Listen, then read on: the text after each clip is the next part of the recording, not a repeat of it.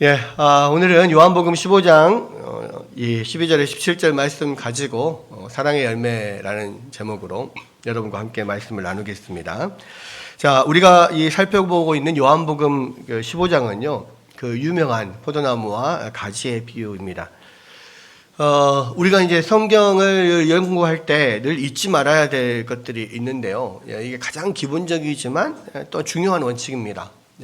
왜냐하면 이것을 놓치게 되면 자칫 잘못 해석할 수가 있거든요.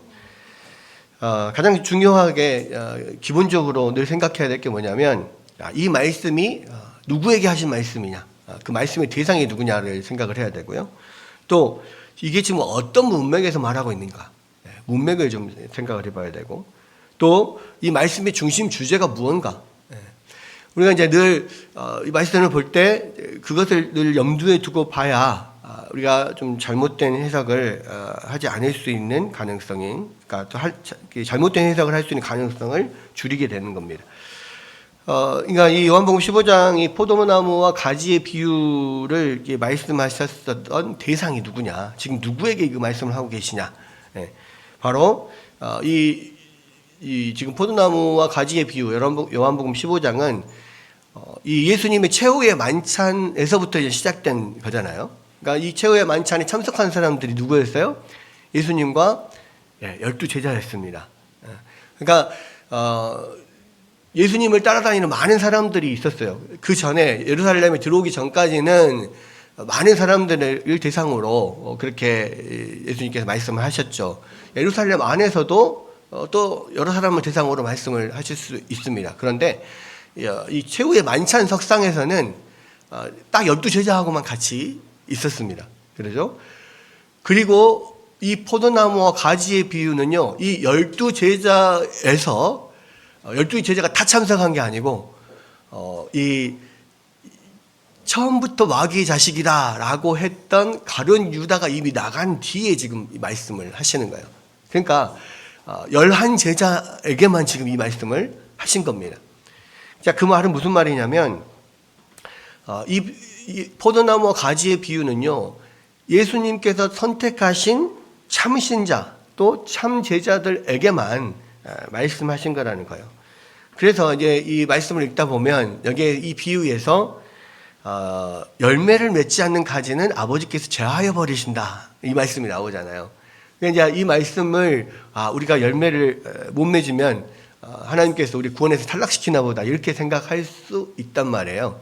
그런데 이 말씀을 지금 하는 대상을 보면 대상이 11제자잖아요.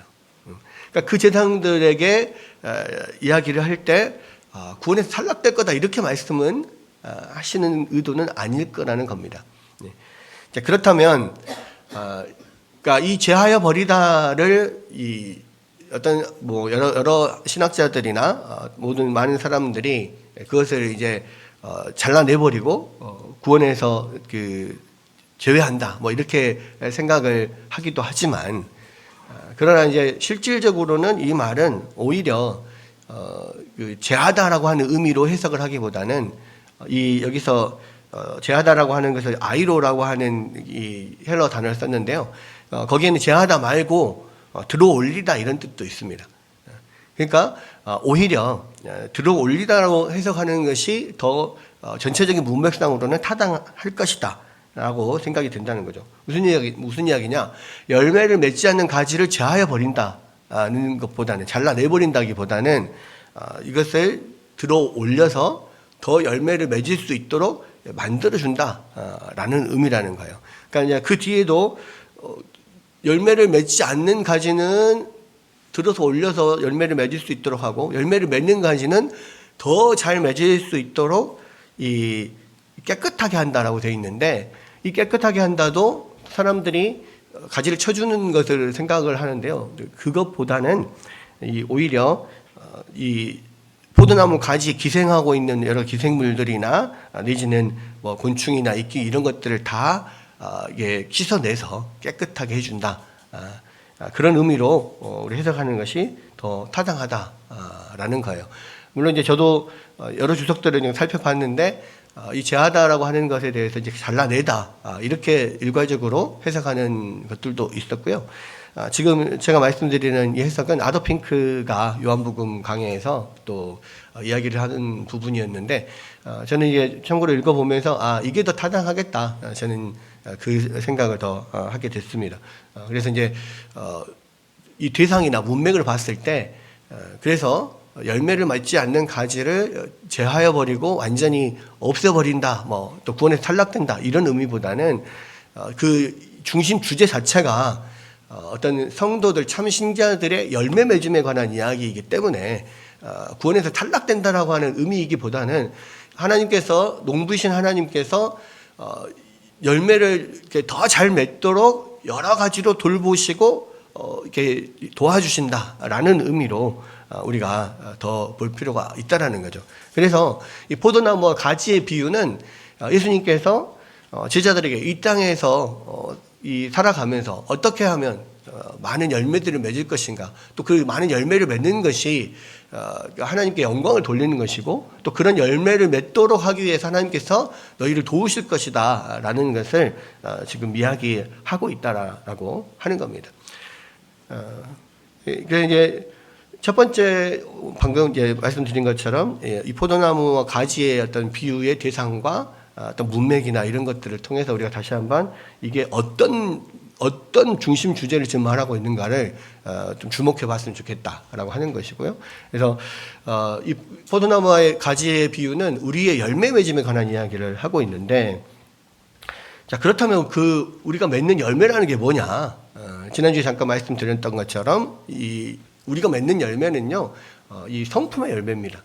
예수님의 성품을 닮은 열매들인데, 다시 한마디로 말하면 사랑의 열매예요. 계속해서 서로 사랑하라, 또 사랑의 열매를 맺어라, 계속 이야기를 하고 있는데, 특별히 이 사랑의 열매라고 하는 것은 뭐냐면 관계 안에서 맺어지는 열매예요. 관계 안에서. 사랑은요, 항상 대상이 있어야 됩니다.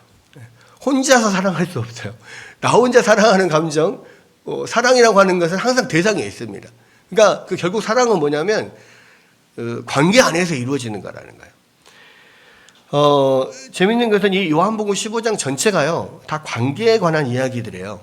그래서 1절에서 11절까지는 예수님과 믿는 사람들의 관계.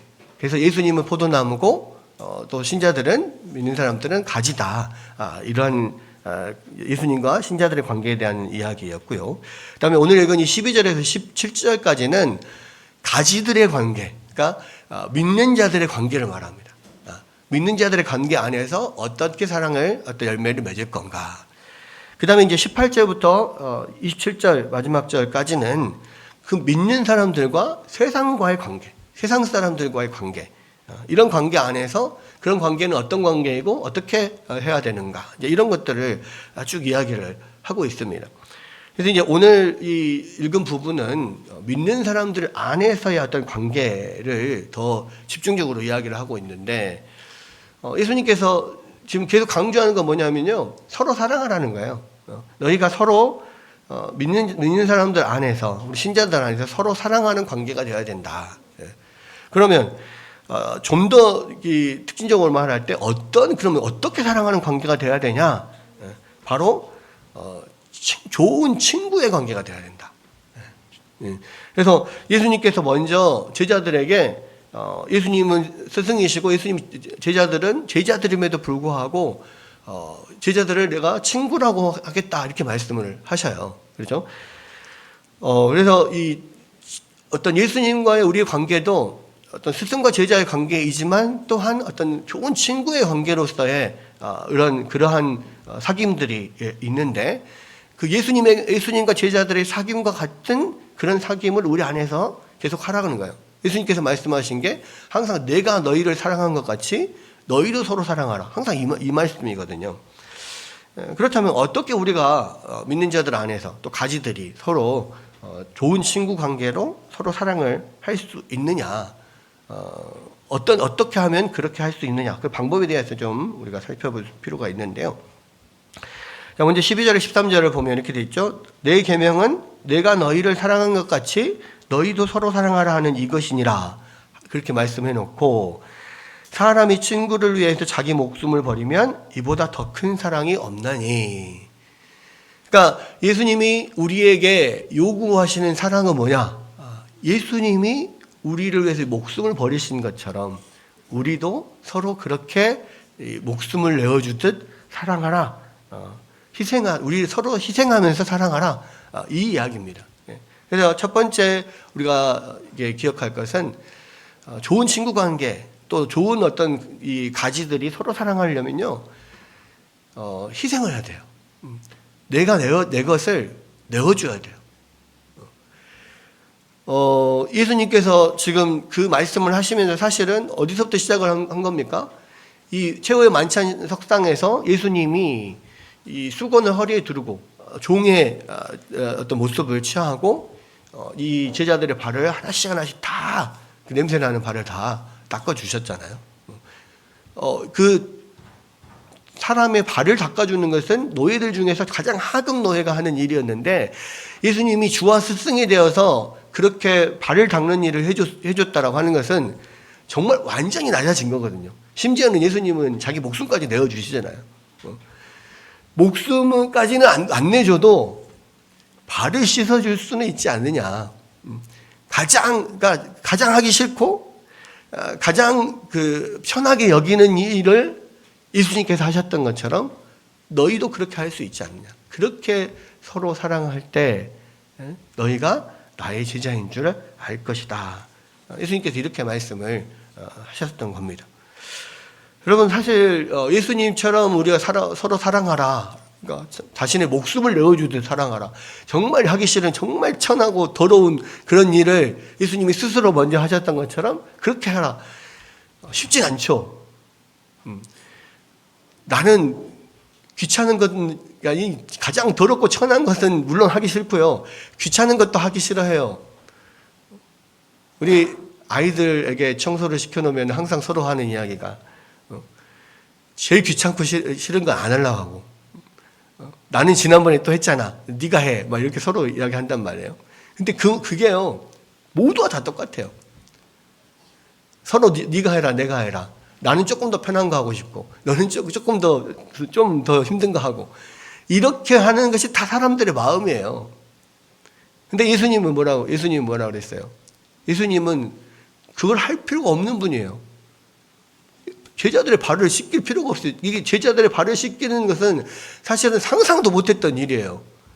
그런데 예수님이 스스로 가장 낮은 그 가장 천하고 가장 더러운 것을 취해서 예수님께서 발을 씻겨주셨어요. 그리고 너희도 그렇게 하라.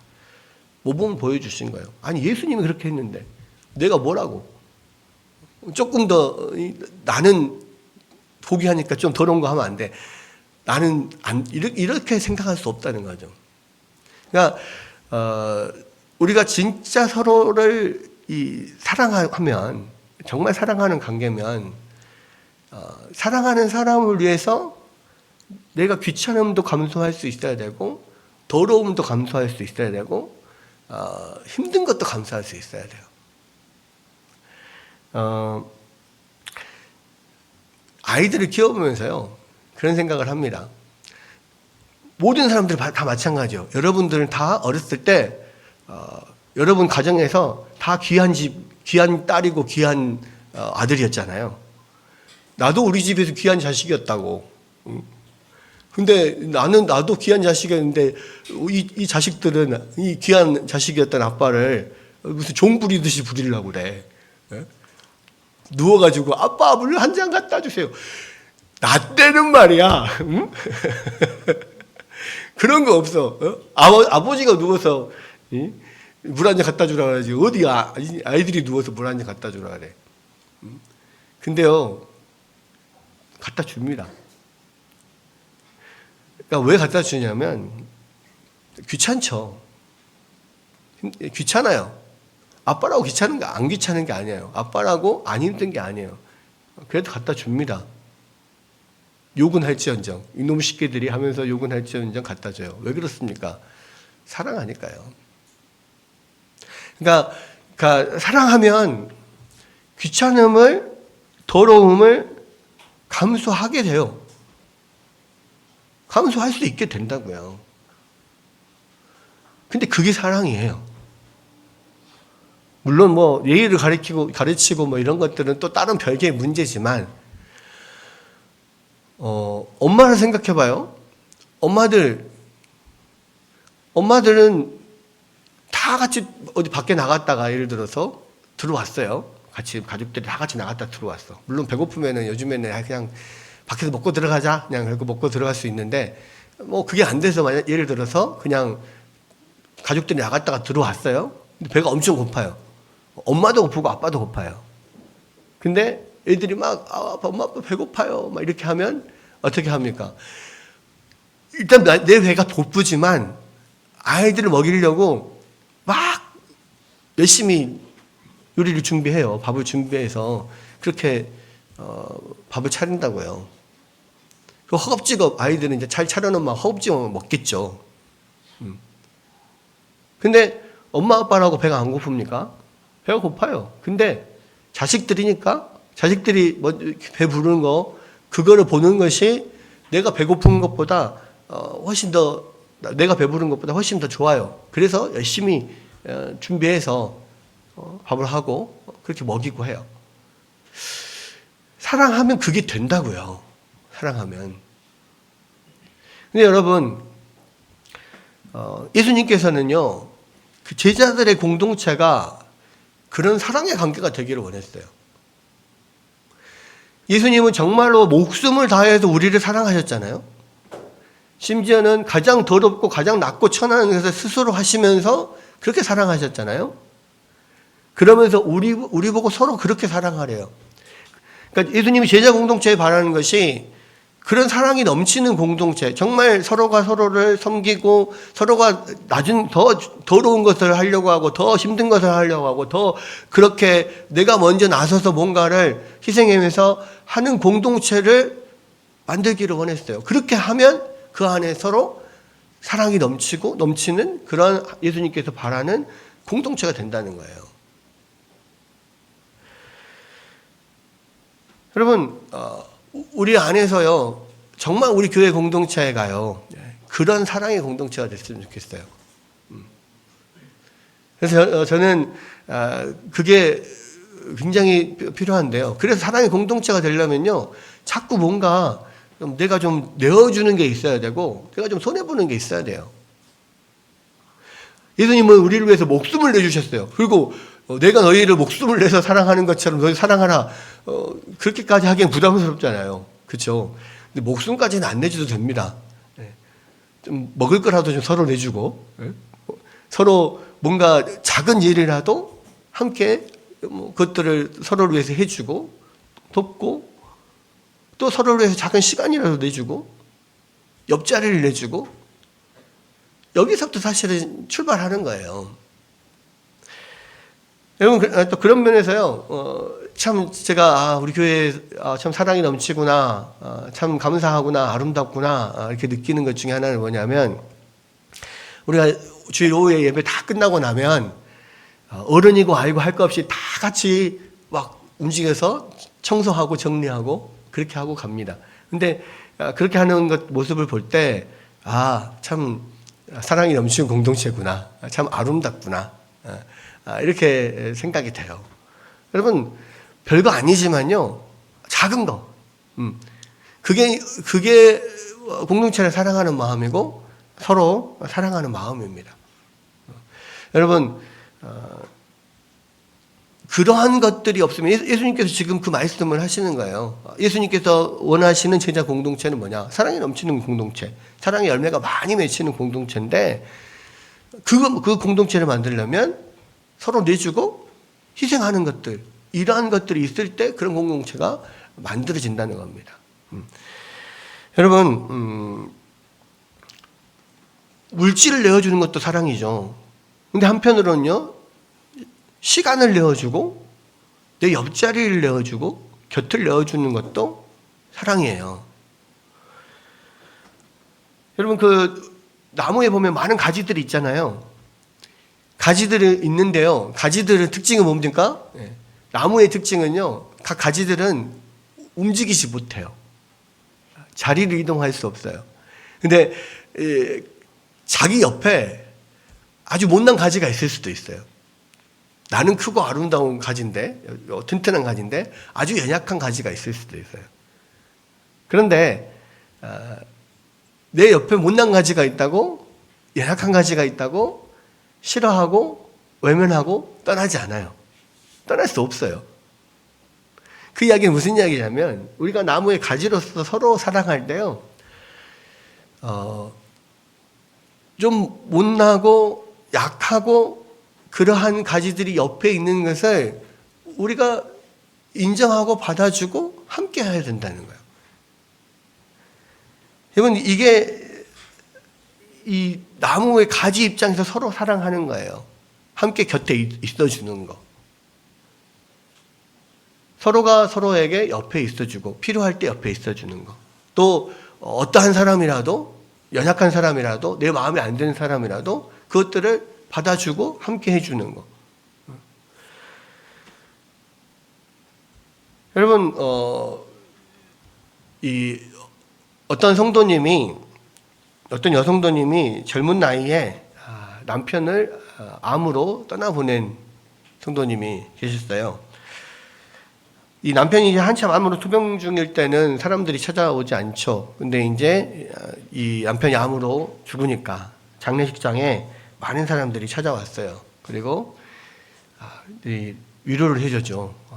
이렇게 힘내라고. 근데 위로한다고 막 이런 말 저런 말을 건네는데 그 아내의 입장에서는 어떤 말도 위로가 되지 않았습니다.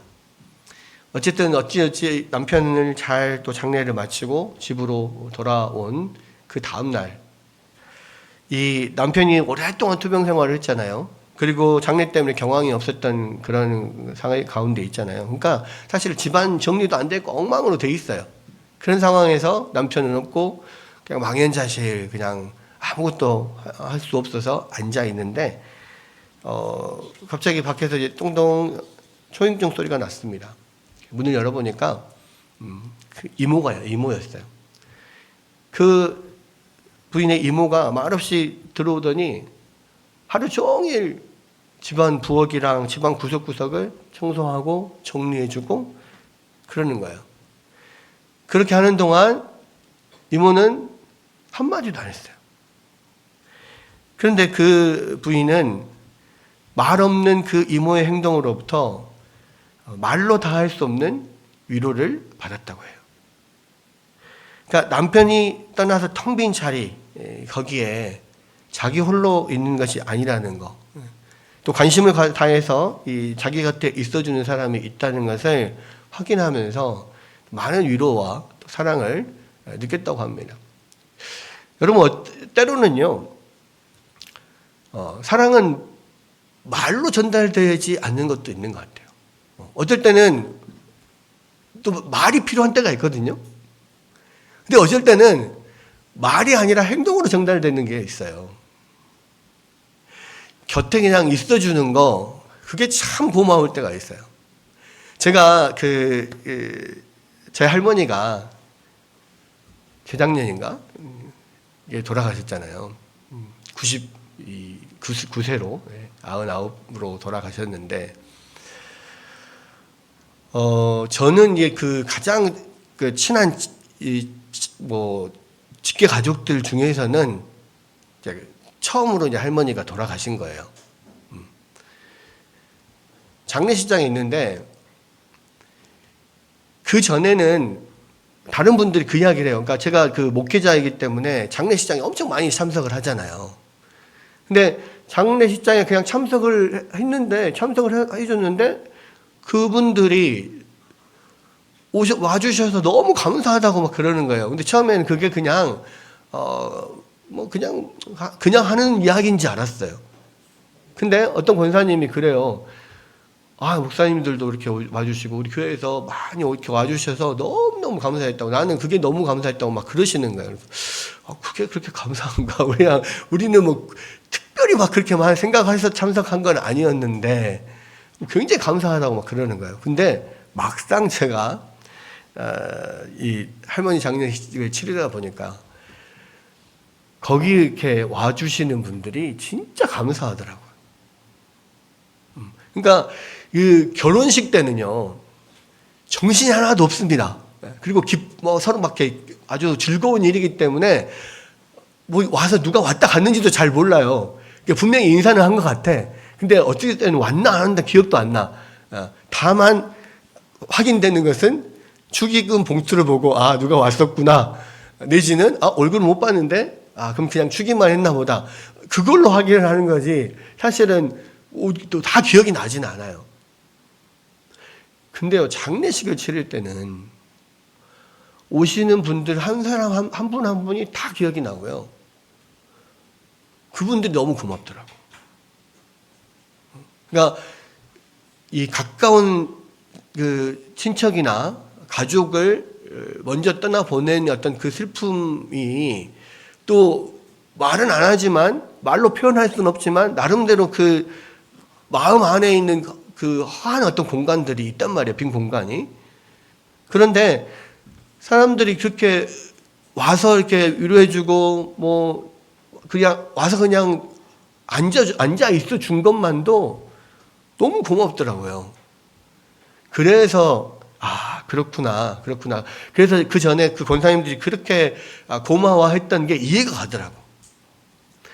그래서 그 다음부터는 웬만하면 우리 많은 사람들이 장례식, 다 결혼식은 못 가도 장례식은 꼭 가야겠다.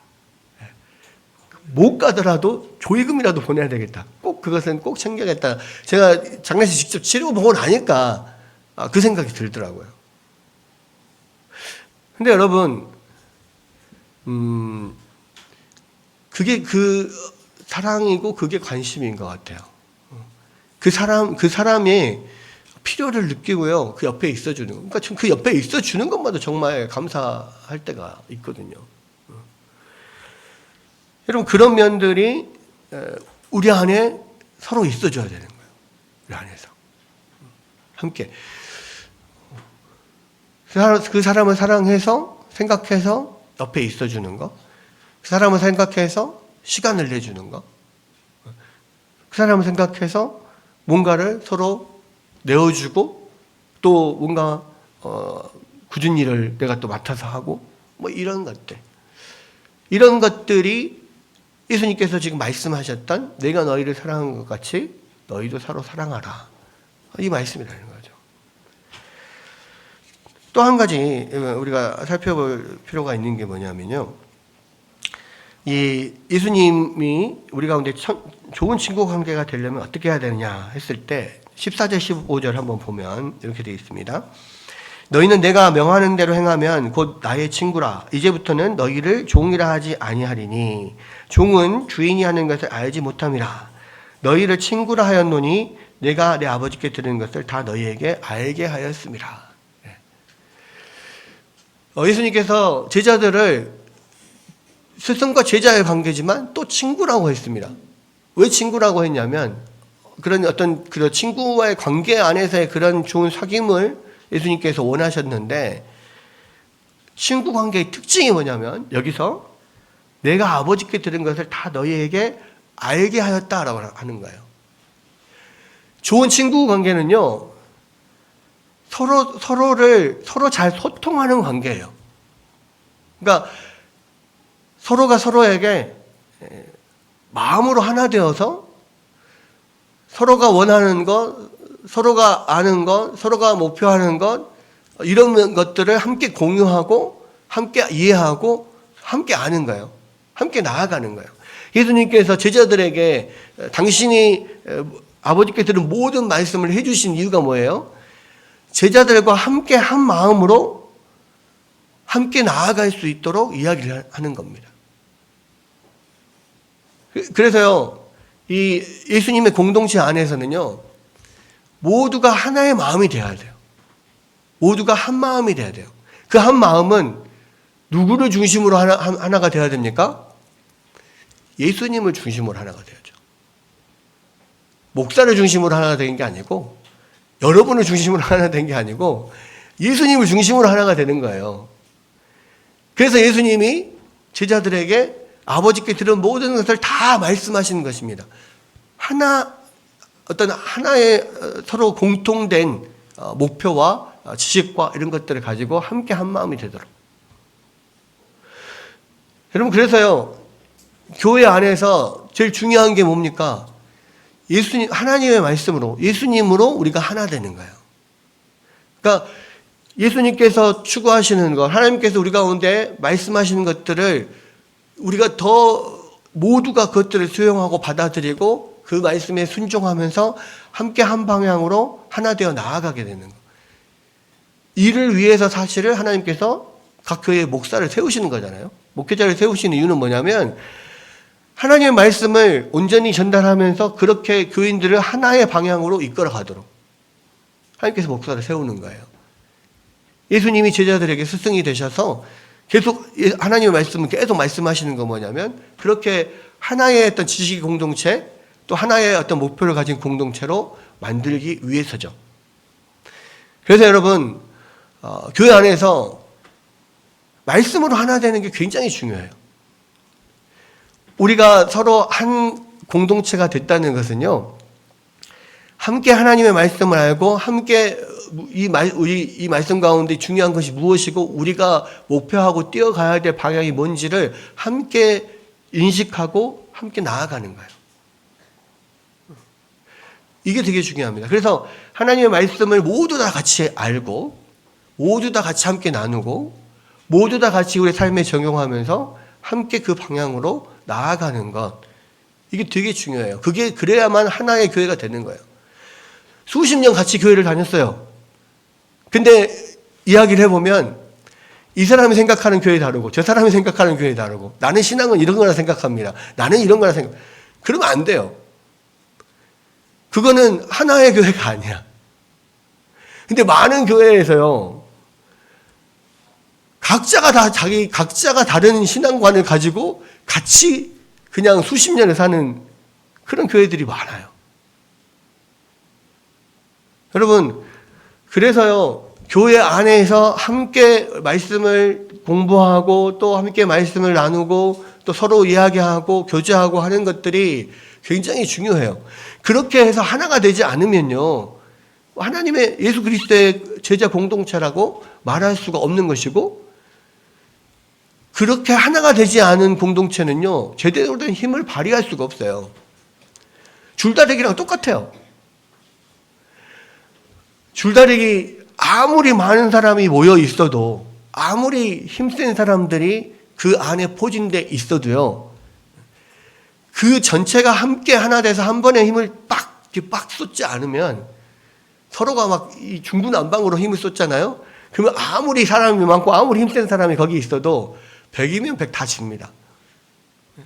그러니까 줄다리기의 묘미라는 게 참 그런 거예요. 어떻게 함께 힘을 집중해서 한 방향으로 끌어낼 수 있느냐. 이게 이제 줄다리기의 어떤 그 승리의 비법이잖아요. 똑같아요. 교회도 어떻게 하면 힘을 낼 수 있냐면 아무리 작은 사람들이 모여도 함께 하나 되어서 한 방향으로 함께 힘을 쫙 이렇게 낼 수 있으면 그 교회는 아주 강한 교회가 되는 거예요. 근데 아무리 많은 사람들이 모여 있어도요, 다 제각기 중구난방이고 다 제각기 다른 생각들 갖고 그렇게 있으면 아무리 사람이 많아도 강한 교회가 될 수가 없고요. 나중에는 모래알처럼 뿔뿔이 흩어지는 또 그런 갈갈이 찢어지는 그런 일들도 일어나게 되는 겁니다. 그런 면에서 예수님은 하나님께서 아버지께 받은 모든 것을 제자들에게 모두 전했다, 알게 했다 라고 이야기를 합니다. 가장 먼저는 예수님 말씀을 중심으로 우리가 함께 하나 되어야 되고요. 두 번째는 서로 간에도 어떤 소통하고 속내를 털어놓고 함께 할 수 있는 그런 분위기가 만들어져야 돼요. 여러분, 우리가 같은 교회를 다니고 함께 예배를 드려도요, 수년 동안 서로가 각자의 생활을 하고 각자 모래알처럼 그렇게 교회 다닐 수 있어요. 그게 사실 큰 교회의 어떤 단점이죠. 맹점이죠. 내가 적극적으로 함께 교회 안에 동참하고 정말 뭔가 함께 하려고 하는 마음이 없으면요, 큰 교회에서는 뭐 수십 년을 교회를 다녀도요, 진짜 딱 예배만 왔다 갔다 하는 경우가 엄청 많아요. 근데 큰 교회만 그러겠습니까? 작은 교회도 마찬가지예요. 작은 교회는 큰 교회보다 더 얼굴 마주치고 더 같이 옆에 이렇게 있게 되는 경우가 많죠. 그럼에도 불구하고 옆에 있다고 해서 다 서로 속내를 털어놓고 함께 소통하는 그런 관계는 아니잖아요. 근데 예수님께서 아버지께 받은 모든 것을 제자들에게 다 말했다는 거예요. 그 말은 무슨 말입니까? 예수님의 속내를 제자들에게 다 이야기했다는 거예요. 물론 예수님도 더 친밀하게 가까이 함께 모든 속내를 나누는 제자 그룹이 있었어요. 그게 베드로와 요한과 야고보 이 세 명의 제자 그룹. 거기 하나 더 넣는다면 안드레 정도까지. 뭐 이런 첫 번째 제자 그룹. 다른 제자 그룹보다 훨씬 더 가까이서 진짜 자기의 모든 이 연약함도 내어놓고 이 다 속내를 털어놓고 그렇게 함께했던 공동체가 분명히 있었습니다. 더 같이 난 그룹이 분명히 있었죠. 그러나 그 그룹 말고도 이 12제자의 모든 그룹이요. 예수님과 서로 모든 속내를 이렇게 털어놓고 함께 나누는 그룹들이었어요. 여러분, 우리 안에서도 마찬가지예요. 우리가 함께 예수님께서 우리 가운데 말씀하시는 것들을 함께 배우고 공부하고 또 함께 그 주님이 원하시는 방향으로 나아가는 공동체이지만 서로가 서로에게 그런 정말 속내를 충분히 털어놓고 함께 이야기하고 그렇게 할 수 있는 그런 관계가 돼야 돼요. 그런데요, 그게요, 그렇게 그냥 서로 속내를 다 깊이 털어놓고 막 이야기할 수 있는 그런 관계가 이루어지면 그 안에서 힐링이 일어나요. 그 안에서 마음이 풍성해져요. 내가 무슨 말을 해도 들어줄 수 있고 내가 말하는 거에 직언도 해줄 수도 있고 서로 말하는 것에 대해서 안 입곱게 들지 않고 그냥 받아주고 또 나는 이렇게 생각하는데 도움을 줄 수 있고 그렇게 막 이야기를 하다 보면요. 그게 너무 힐링이 되고 힘이 되고 위로가 돼요. 제가 친한 목사님들이 있잖아요. 뭐 우리도 삼성제일교회도 잘 아시는 분들도 있죠. 정대 목사님, 삼성제일교회 정대 목사님하고 제가 청년부터 때부터 아주 친한 형 동생 사이였습니다. 그죠? 지금도 뭐 목회를 시작을 하고 다른 곳에서 사역을 하고 있지만 1년에 한두 번씩은 꼭 만나요. 뭐 예전에는 항상 여름에 이렇게 모든 수련회들 다 끝나고 나면 한 2박 3일 같이 이렇게 만나서 뭐 어디에서 가서 뭐 거기서 서로 이렇게 이야기하고 있든지 아니면 뭐 교회에서 만나든지 항상 그 만나서 이야기하고 하는 시간이 있었어요. 그런데요, 우리가 만나서 뭐 특별히 막 어디를 놀러 가고 그러지 않아요. 그럴 시간도 없어요. 하루 종일 앉아가지고 막 이야기를 해요. 그러다 배고프면 밥 먹을까? 그럼 밥 먹고 밥 먹으면서 막 이야기를 해. 밥 먹고 나서 또 와서 차 마시면서 또 막 이야기를 해. 그럼 배고프네? 짜장면 시켜 먹을까? 또 짜장면 먹고 막 이야기를 해. 밤에 피곤한데 잘까? 누워서 침대에 누워서 또 막 이야기를 해. 그러다 지쳐서 잠들어. 눈 뜨면 또 일어나서 막 이야기를 해. 2박 3일 뭐 며칠을 그렇게 지내다가 와요. 근데 그렇게 하고 나면은 엄청난 힐링이 돼요. 뭐 여러 가지 이야기를 통해서 뭐 조언도 얻고 지혜도 있고 저희도 얻고 나름대로 뭐 도움도 받지만 그것보다 훨씬 더 큰 게 뭐냐면요. 서로 그렇게 그냥 속내를 털어놓고 이야기하면서 마음의 힐링이 된다니까. 그리고 힘을 얻게 돼요. 위로를 얻고. 여러분, 예수님은요, 제자들이랑 3년을 이렇게 살았어요. 물론 예수님이 다른 여러 사역들도 했죠. 3년 동안 제자들하고만 계속 이야기하는 그렇게 사역하지는 않았지만요. 어쨌든 3년 동안을 함께 먹고 자고 이야기하면서 그렇게 계속 살았어요. 근데 그것이요, 결국에는 나중에 제자들이 땅끝까지 복음을 증거하고 그 사역을 할 수 있는 힘이 됐다고요. 제자들 안에서도요, 공동체 안에서도 분명히 예수님과 3년 동안 그렇게 함께 먹고 자고 이야기하면서 누렸던 그러한 어떤 관계를 다른 다른 사람들하고도 그렇게 했을 거예요. 초대교회가 다 그렇게 하고 그 안에서 또 힘을 얻고 가서 또 여러 가지 일을 하고 그랬을 거라고요. 그죠? 여러분, 우리의 공동체는요, 예수님께서 처음부터 계획하고 만드신 공동체예요. 교회라는 건 그래요.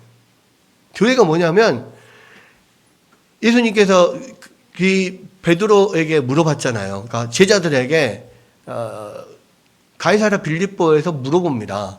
사람들이 나를 누구라 하냐? 이야기할 때 뭐 엘리야라고도 하고 뭐 선지자라고도 하고 뭐 여러 이야기들을 합니다. 그랬을 때 그럼 너희는 나를 누구라 하느냐? 했을 때 베드로가 뭐라고 합니까? 예수님은 그리스도시요 살아계신 하나님의 아들이십니다. 이 믿음의 고백을 하잖아요. 그러니까 예수님이 그 믿음의 고백에 내가 내 교회를 세우겠다 이렇게 말씀하셨어요. 그게 교회의 시초예요. 예수님 때 교회가 만들어지지 않았어요. 근데 이 믿음의 고백이에 예수님께서 세우신 이 교회는 사망의 권세가 무너뜨릴 수 없는 그런 교회, 그런 공동체다 그랬습니다. 결국 예수님이 부활하고 승천하시고 제자들이 모여서 이 오순절날 이 마가의 다락방에서 120명이 모여서 함께 기도하면서 성령이 임하고 거기서부터 예수님의 만드시겠다고 하던 세우겠다고 하던 그 교회가 세워졌어요. 그러니까 우리의 교회 공동체는요, 예수님이 처음부터 계획하고 만드시겠다고 약속하셨고 그렇게 해서 만들어진 거예요. 그러면 예수님이 교회를 만드셨다면요, 예수님께서 이 교회 공동체에 관한 예수님의 생각이 있잖아요. 비전이 있잖아요. 이 공동체는 이런 공동체가 되어야 된다라고 하는 예수님의 생각이 있어요. 그 비전이 뭐예요? 오늘 나온 이 말씀이에요.